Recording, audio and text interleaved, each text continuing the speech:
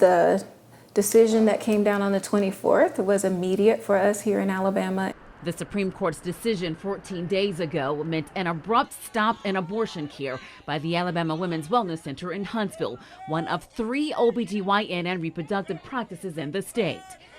Dr. Yashika Robinson says the most tragic situation is having to turn down patients referred by a local university. The physician called and wanted to refer a patient that has a lethal anomaly. And I said, you know, right now we're not providing any abortion care.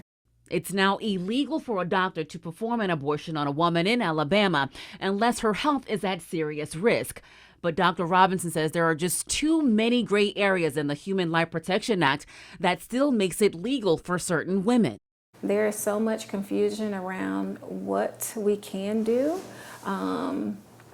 what's considered, detrimental enough to the mother's health, what things will they think are anomalous enough or abnormal enough in a pregnancy that we can safely proceed with a termination.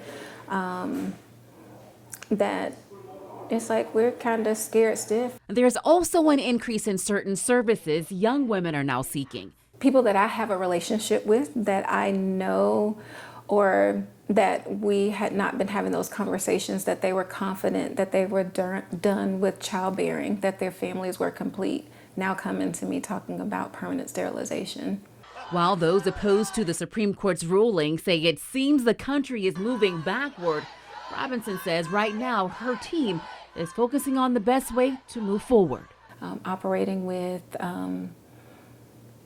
a law that was put out there, but that's not very clear, that still has a lot of things that need to be defined, and just trying to figure out how we continue to move forward with taking care of patients.